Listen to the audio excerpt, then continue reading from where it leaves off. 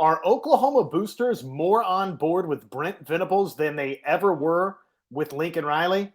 John and myself will discuss on today's episode of Locked On Sooners. You are Locked On Sooners, your daily podcast on the Oklahoma Sooners, part of the Locked On Podcast Network, your team every day.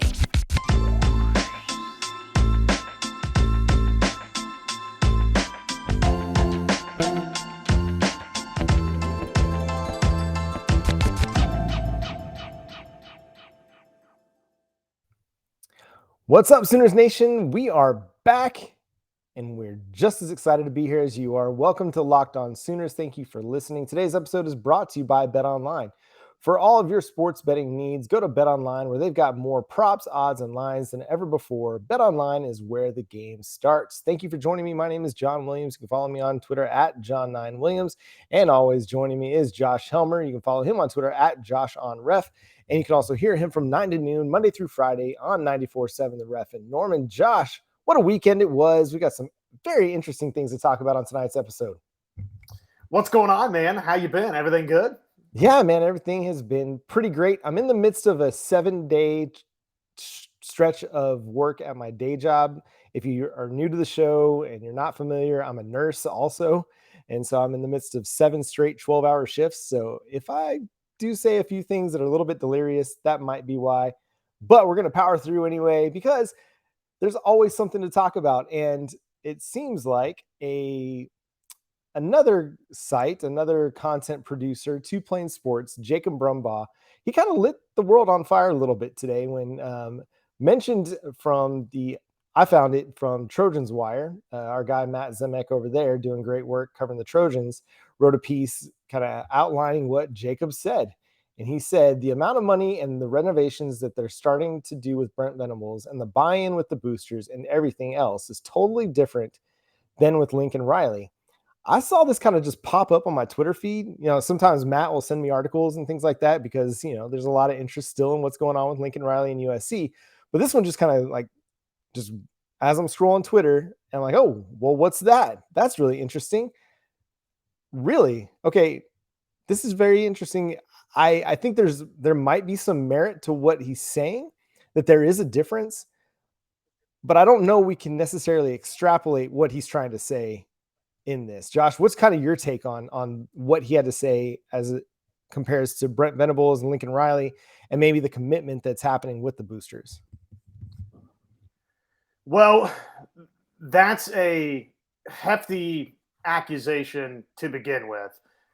Essentially to say that the Oklahoma boosters were never as on board with Lincoln Riley as they are right here, right now, before Brent Venables has coached a game, again, to start this Brent Venables era. So my initial reaction is, okay, if we're going to go that route, that's something that's, again, pretty heavy to say negatively about Lincoln Riley. I would say there's definitely a great buy-in for Brent Venables right now. And that's not to take anything away from Lincoln Riley, who I think early on in his tenure, John, if we're being fair about this, with the way that 2017 season played out. And I know that now we can revisionist history the thing to death and say, well, what went wrong in that second half of the Rose Bowl? Why the squib kick right before halftime? How could you have wasted that golden opportunity with Baker Mayfield, who winds up being a number 1 overall draft pick, obviously was the Heisman Trophy winner, and then you proceedingly got worse throughout your tenure? Again, revisionist history. In that moment, following the 2017 season, there was great optimism about what the Lincoln Riley era would ultimately look like. It seemed like a seamless transition from Bob Stoops to Lincoln Riley. So I don't know that it's totally fair to say that there wasn't buy-in from the boosters for Lincoln Riley, you know, throughout his tenure. Now, as it pertains to Brent Venables right here today, I think a couple of things can be true, John.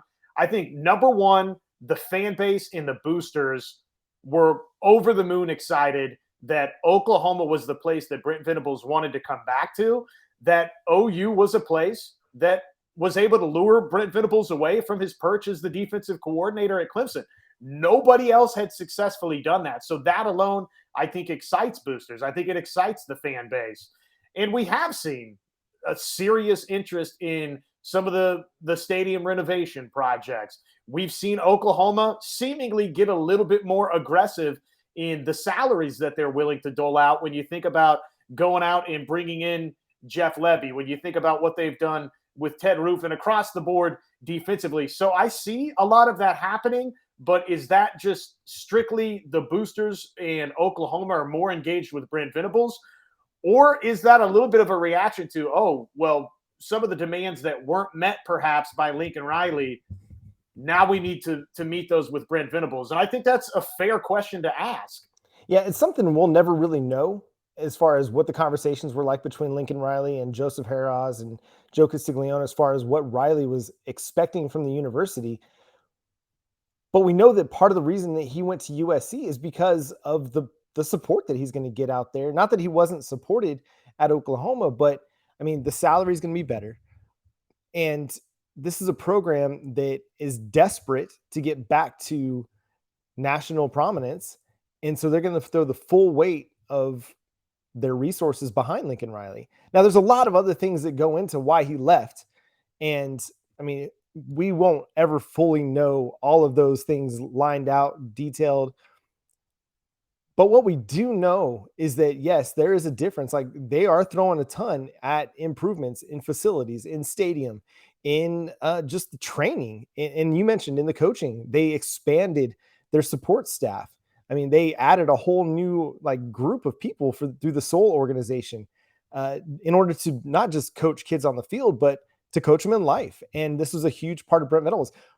I think a lot of what we can kind of grasp from some of this is that when Brent Venables was negotiating with Joseph Harroz and Joe Castiglione, he had certain expectations that he wanted met before he decided he was going to sign on the dotted line. He wanted certain assurances and commitments from the university and probably from the boosters in that, hey, listen, if we're going to go compete in the SEC and you expect national championships like I do, and you expect us to compete at the highest level, this is what it's going to take. And unless we're willing to make the investments to get there, then I'm not sure that this is going to be the place for me. Does that necessarily mean that, they would never do that for Lincoln Riley? It's hard to say. That we'll never know that. But I mean, we can say, yes, there's a difference in what they're doing, but it could have just been like, hey, Brent Venables came in, he had a list of demands, he had a list of expectations. And I say demands, maybe a list of expectations as far as what he wanted the university's part to be in this, because, and he said it multiple times in this offseason, everybody has to buy in, from the fans to the players, to the coaches, to the university, to the boosters. Everybody's got to have the same level of buy-in if they want to see the Oklahoma Sooners football program succeed at the highest levels. That's not to say there wasn't always buy-in. I will say there's a very different energy that comes from Brent Venables versus Lincoln Riley. Is Lincoln Riley a guy that inspires? Not really. Is he a great coach? I know we're going to argue, and there are going to be people in our comment section on YouTube that are going to argue with this. He was a good to great coach for the Oklahoma Sooners. I know it's not popular to say that. I know I'm going to get ripped for it. Feel free. It won't be the first time.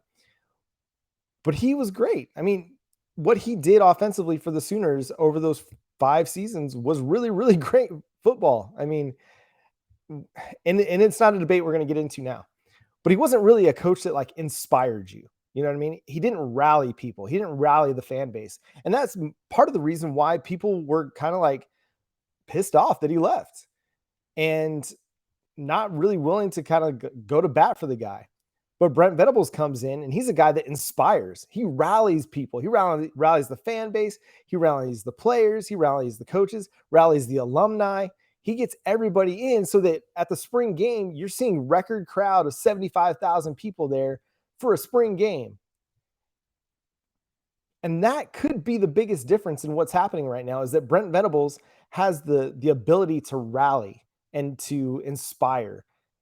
And when you're asking somebody to give you money, you need to believe in what you're investing in.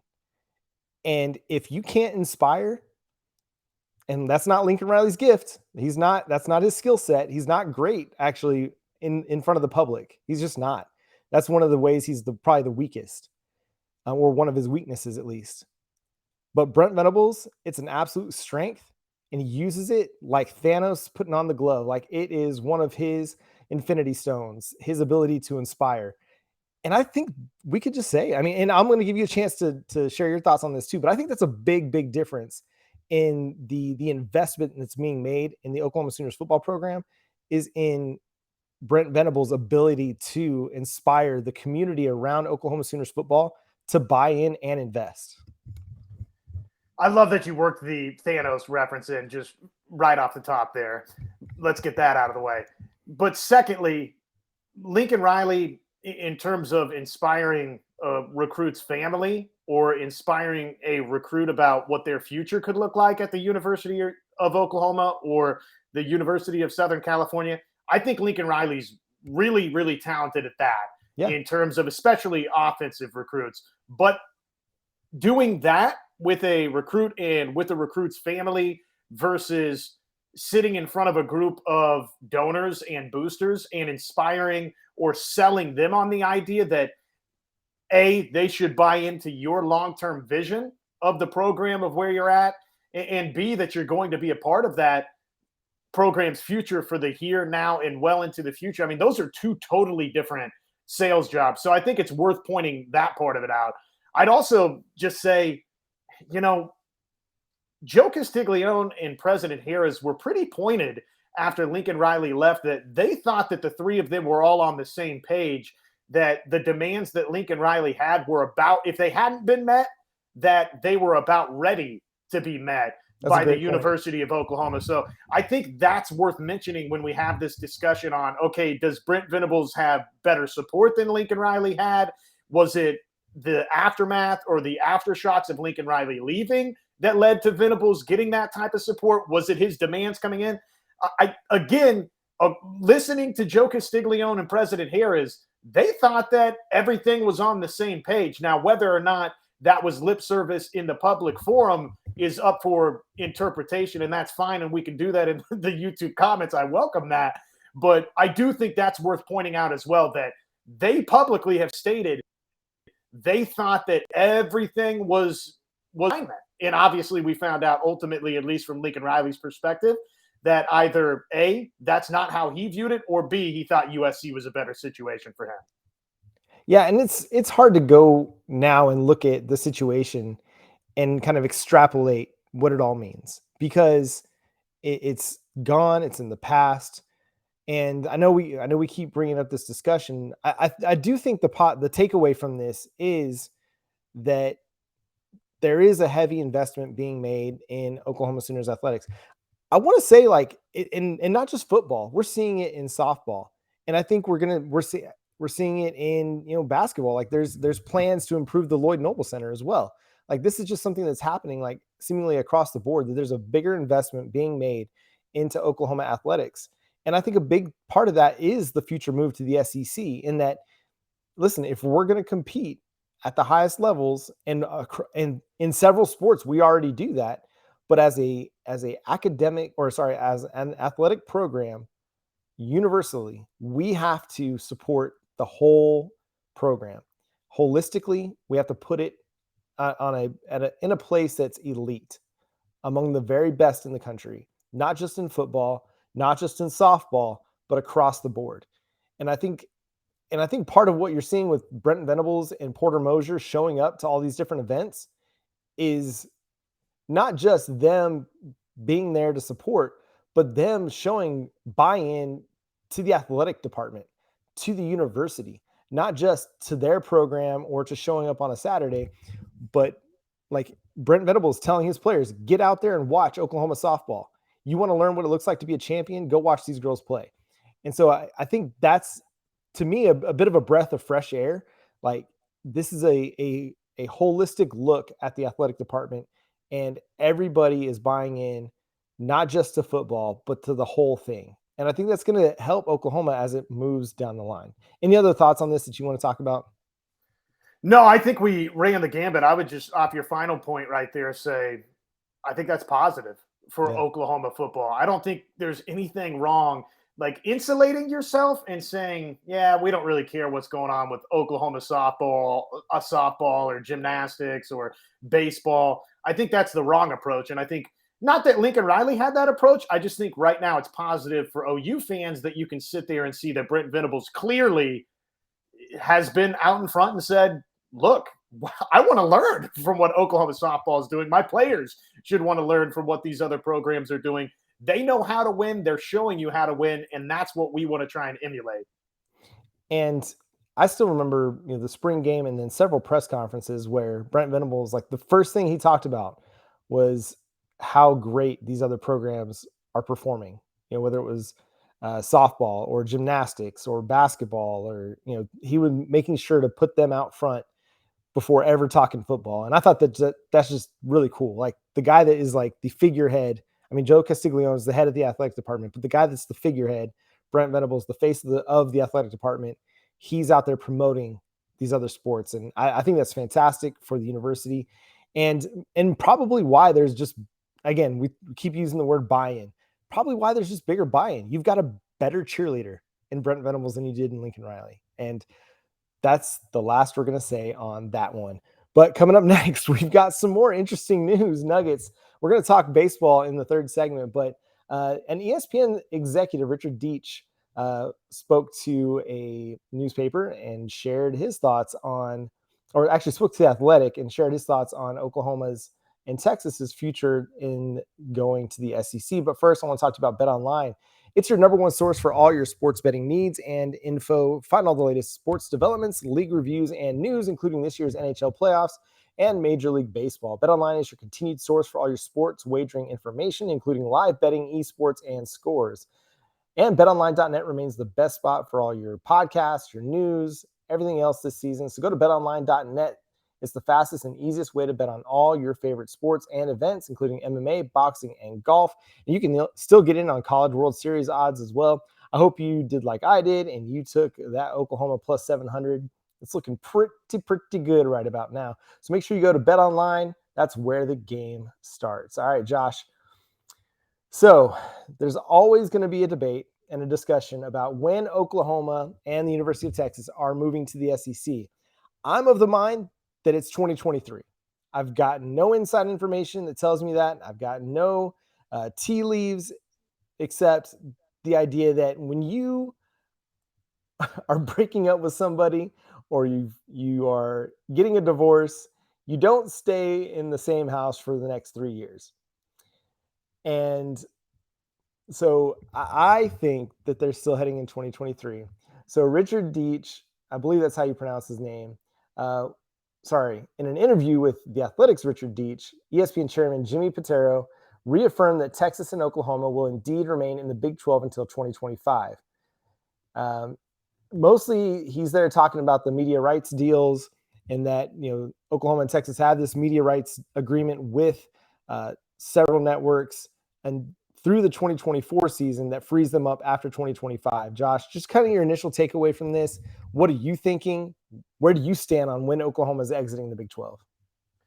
Well, first off, for ESPN Chairman, Mr. Pitaro, this to me reeks, and I just think is CYA mode, because ESPN at the very beginning of all of this, remember Bob Bowlesby got out in front and basically ordered a cease. I mean, he didn't basically, he ordered a cease and desist to ESPN, who he thought was tampering with Oklahoma and Texas, trying to spearhead an early departure for these two universities to the SEC. So to me, this is very much getting out in front of some of the potential legal proceedings that could still follow with Oklahoma and Texas's exit from the Big 12 conference. Actually, these comments from the ESPN chairman has me more convinced than ever that Oklahoma and Texas are leaving earlier than that assigned grant of rights date. For him to comment publicly tells me he's planning strategically what ESPN needs out in the public sphere and what their next course or set of actions will be for Oklahoma and Texas's early departure. Yeah, because he can't come out and just be like, yeah, they're going to come and they're going to the SEC in 2023, because that would kind of that would lead to the accusation. Like, that would make everybody believe the accusation that ESPN is part of the kind of quote unquote the collusion that's taking Oklahoma and Texas to the SEC. Oklahoma and Texas have to be careful about this because, again, they're still committed to the Big 12 and they still have media rights agreements. These are contracts. Break the contracts and they could be held liable in a court of law. Now, you can always negotiate out of those contracts. There's buyout opportunities and things like that. And in negotiations, you never give away your negotiation stance. Like, you don't give away, like, yeah, we're trying to leave in 2023, because what does that do for the Big 12? The Big 12 just says, okay, cool. We've got some more leverage here. If you're not willing to wait till 2025, then you're going to have to pay. Oh, but if somebody came out and said it's 2024, then okay, maybe you don't have to pay as much, but you're going to stick around for another year. Anytime that anybody mentions that Oklahoma and Texas are going to exit early, it almost seems like not long after you hear a response like, no, we're not. We're staying until 2025, because you don't want to give away your negotiation, like your negotiating position. Again, 6th of 7th days of 12-hour shifts. And that's where I kind of feel this lands, is like, you don't give away the farm. The ESPN executive has really nothing to do with the negotiations, so it's not in his interest to share what's really going to happen. And he can even act like, I don't know, like I didn't know what was going on. And that's the best place to be, because like you said, it's CYA, cover yourself. Cool. Cover your A. Like, you don't want to give it away. He might know, he might not know. But just like with this whole move to the SEC, like, nobody knew anything for the 8 months that it was being negotiated until it finally happened. And if you're in a big time negotiation that's going to have big time financial ramifications, you don't let anything leak. You don't let it out there, because that's going to hurt you and your negotiations in the long run. Well, and let's keep in mind, too, that ESPN has extended its relationship with the University of Oklahoma through the third tier rights with ESPN Plus. So while that contract on the third tier rights with the University of Oklahoma, there's no subsection in it that says, oh, and here's your buyout money from the Big 12 conference to get to the SEC. They can't have that in the contract. There can be some little, wink, wink, shrug. Hey, here's a little extra cash in this deal to get you to the SEC. Again, these public comments, the fact that Oklahoma has that third tier rights deal now with ESPN Plus, I just think all of the writing is on the wall from ESPN that they're really trying to get Oklahoma and Texas to the SEC before the grant of rights expires. Now, it's my understanding that ESPN has the television coverage of the SEC beginning in the 2024 football season. So maybe it's not as soon as this time next fall when we're talking about Oklahoma and Texas actually playing in the SEC. Maybe it is the start of that 2024 season. John, remain in the standpoint that I'm going to be absolutely shocked if Oklahoma and Texas play out the remainder of this grant of rights in the Big 12 conference. I don't see that happening under any circumstance. I just don't see that being the way this plays out for either OU or Texas. I don't think that's how ESPN wants this to play out. They want these two properties that they're about to have the rights to in the SEC. They want them in the SEC as soon as that television deal starts. And I don't think it's going to be something that Texas and Oklahoma want either. And if they want it bad enough, they'll find the money to be able to get out of their Big 12 media rights agreements and into the SEC. One of the things that's kind of holding this up and holding up any potential negotiations is that the Big 12 is still looking for a commissioner. Bob Bowlesby has stepped down. He's kind of in the interim as they hunt and find a new commissioner. Most people don't think it's going to happen until like mid-July. The Big 12 media days are July 13th and 14th, so it's probably a good time in which we'll find out who the next Big 12 commissioner is going to be. But I don't think we'll see any movement on this until after there's a new commissioner in place that can be kind of part of those negotiations to create an exit that works both for Texas, Oklahoma, and for the Big 12. Man, it's so fascinating, and I don't know. I'm not a business person. I never dealt with big time contracts, but I just love this stuff. It's part of the thing I loved about the NFL is just like the salary caps and the TV rights deals and watching just the money just explode. And that's what's happening in college football too. So like while Oklahoma and Texas are going to have big buyouts, it's going to be fine because down the road in their SEC payouts, they're going to be getting pretty good money. And it may not fully cover it in year one, but by year two, they'll be fully, flush on whatever buyout they have to pay to the Big 12 to exit. Josh, we got baseball. The Oklahoma Sooners are headed to the semifinals of the College World Series after a big weekend, and we'll talk about that next.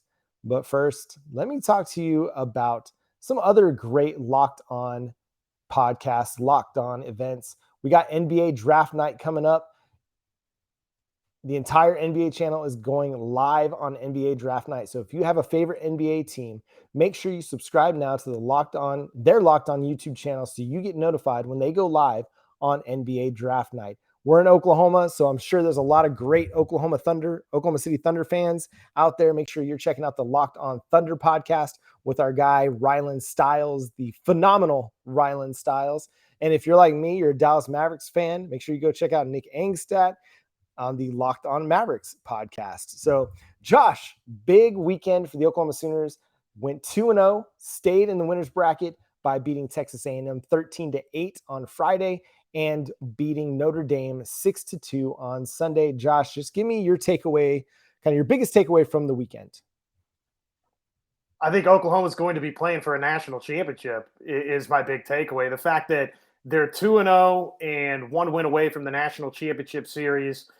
I think they've got a bunch of different options with now who they can throw in this game versus either Notre Dame or Texas A&M again that would get them into the championship series. David Sandlin, I know that the relief appearance versus A&M will have you scratching your head a little bit, but that is an option. Really, you could bring Jake Bennett back on short rest if you wanted to. Trevin Michael could be an option if they want to take him out of that closer role, though he's been great for Oklahoma in that department in this College World Series. 4 2/3 innings pitched for Trevin Michael. He's only surrendered the 3 hits, 1 walk, 4 Ks, and he's allowed, that's right, a big fat goose egg, 0 earned runs in that closing role.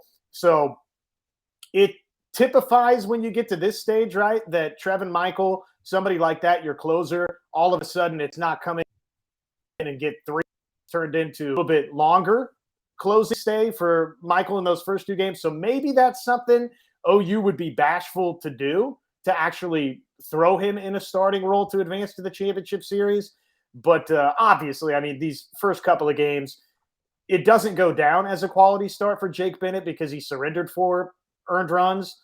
But man, you get 6 innings pitched. You only give up the 4 earned runs. With the way OU swinging the bats right now, they might have to reinvent the quality start stat for OU baseball, because as far as things are going with Peyton Graham and Tanner Treadway and just up and down the lineup, the contributions that they're getting from everybody, if OU gets 6 innings and 4 earned runs given up by their starter, probably they're going to be winning the baseball game the way OU's going right now. Cade Horton was amazing versus Notre Dame. We know that he's been working his way back, John, from the Tommy John surgery.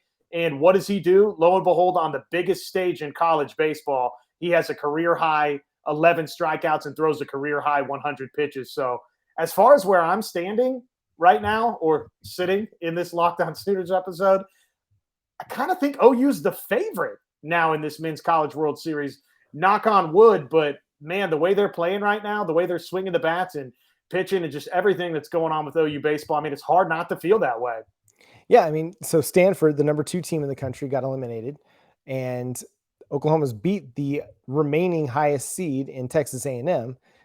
They just look great. They're playing really well-rounded baseball. You know, on Friday night, they got 7 runs with 2 outs in the second inning. That was just amazing to me. It's just relentless pressure that they're putting on teams. They got a 3-run home run from Jimmy Crooks, a grand slam from Jackson Nicholas, of all places. And then in the win over Notre Dame, no home runs. They manufacture 6 runs, have several walks. They get 2 runs on a sacrifice squeeze. that forces a throwing error. And I think that's what's great about this lineup is they just put pressure on you in their ability to just take pitches and be patient and make you throw strikes, and their ability to run the bases the way that they run the bases, and just the way they execute. It was in the Friday game against Texas A&M. Peyton Graham, they're talking about it on the broadcast where maybe he doesn't hit the breaking ball as well. And so what does Texas A&M's pitcher do? They throw nothing but breaking balls. He gets to an 0-2 count, sees a third breaking ball. What's he do? He just slaps it through the gap between first and second to get an RBI. Like, just really solid execution. He's your home run leader. He's got 20 home runs on the season, 71 RBIs now, but he's not up there trying to hit a home run. He sees the pitch. He knows he's got to put contact on the ball, and he just slaps it right up right between the hole. And that's exactly what you want to see from one of your best players. It's just execution. And you got to give credit to Skip Johnson, man. This is a guy who's kind of had a little bit of fire under him. Like, people were trying to put him on the hot seat at times, but he has his team executing near flawlessly. The way that they run the bases. I know they had a couple outs at third base the other night, but you can't fault them for being aggressive. Sometimes that works out for you. Sometimes it doesn't. But if you play aggressively, then you don't have to second guess yourself when you're rounding the bases. You just know I'm going. I'm getting ready to go unless he stops me. I'm not looking to stop and then potentially miss out on an opportunity because I was looking to stop. And then all of a sudden now he's waving me around. I love the aggressive mindset that they're playing with. You mentioned it, Jake Bennett, Cade Horton. When you're getting quality pitching like they're getting and you can swing the bats like they get, then you're near unbeatable. Because yes, you talked about, Bennett's 4 earned runs allowed.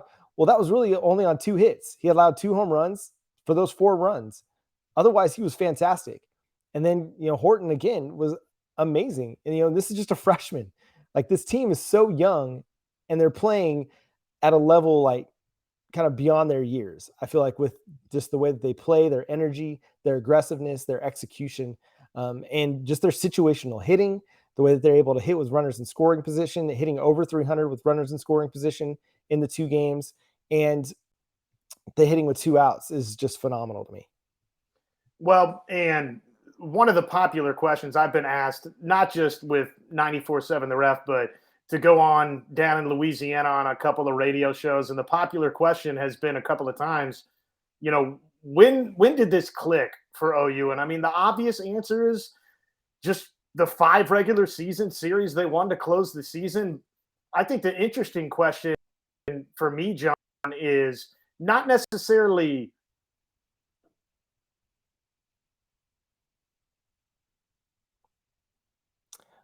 Well, it looks like Josh is frozen for a second. We're going to hope to get him back so we can finish this fantastic point. But this baseball team, they've clicked in a lot of ways. Josh, you were starting to say where they clicked for you before you cut out. Why don't you continue that thought for us? Yeah, sorry about that. No, I just think the interesting question with Oklahoma isn't necessarily when this team totally clicked and started playing good baseball. I think the interesting question is, when did this team start believing they can win a national championship? Because right now, they in Omaha look like a team that 100% believes not only that they can win a national championship, but maybe that they're about to be on the verge of doing just that. I love that you mentioned the free passes, which we talk so much about this team's ability to swipe bags and steal bases. They've got 145 now on the season in that department. But I have been struck, John, again, as you mentioned, by this team's patience at the plate. They walked 6 more times on Sunday versus Notre Dame. They now have 368 free passes on the season, which is 4th nationally. So they're just doing so many little things well. Yes.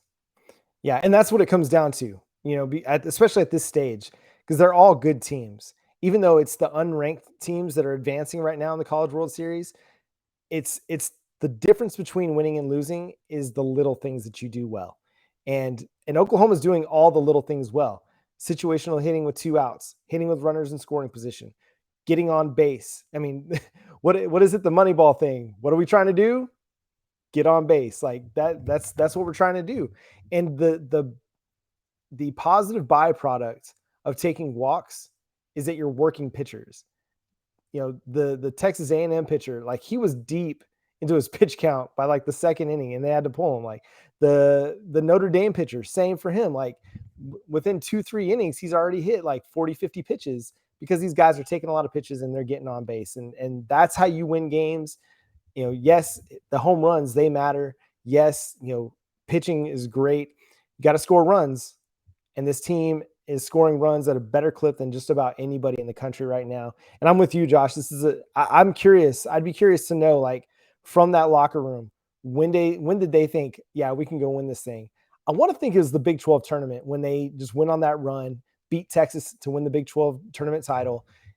I think that's really what kind of springboarded this team, but it could have happened long before, when they played so well against Texas Tech, when they beat TCU, when they, took a series from Kansas State. Like, there could have been a lot of moments in this run, but it's been such an incredible run. And now the Sooners, they await the winner of the losers matchup between Texas A&M and Notre Dame, two teams that Oklahoma's already beat. Who would you throw out there, Josh, if you were going to be selecting the starter for that game on Wednesday at noon? I think probably David Sandlin. To me, he's the obvious choice. I think you want to set it up to where you have Jake Bennett for that first game of the championship series.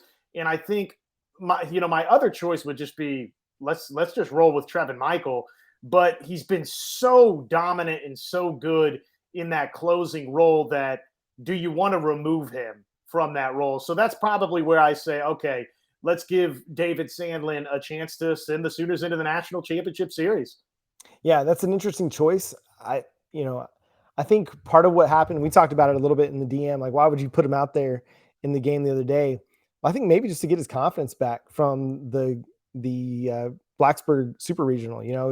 That middle start, he didn't pitch very well, and Virginia Tech kind of got to him a little bit. Maybe Skip was just trying to get him out there, let him get a couple innings in, get his feet wet in the College World Series, and then plan to start him.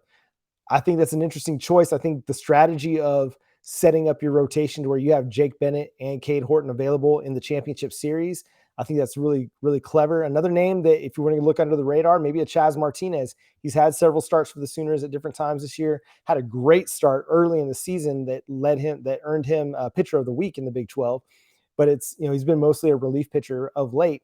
I think that could be an interesting choice as well. I like the Trevin Michael idea, but again, he's been so good out of the bullpen. Like, when you need outs, you go to Trevin Michael, and he's been nails, man. And so I could see them going a lot of different routes. It's going to be really interesting to see how that lineup stacks up on Wednesday at noon versus the winner of Notre Dame versus Texas A&M, and we'll have you covered on that. Make sure you stay tuned for the show this week.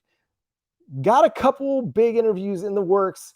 They're quasi-confirmed at the moment. We'll lock down times for them, but a recent commit for the Oklahoma Sooners and a recent transfer for the Oklahoma Sooners. I'll just leave you with those teases right there. But that's going to do it for today's episode of Locked On Sooners. Make sure you follow the show wherever you get your podcasts. We're free and available on all platforms. Also on YouTube, subscribe to the show over there. Make sure you follow Josh on Twitter at JoshOnRef and listen to him Monday through Friday from 9 to noon on 94.7 The Ref in Norman. You can follow me on Twitter at John9Williams. You can also read my work covering the Oklahoma Sooners over at thesoonerswire.com. Until next time, he's Josh. I'm John. Boomer Sooner.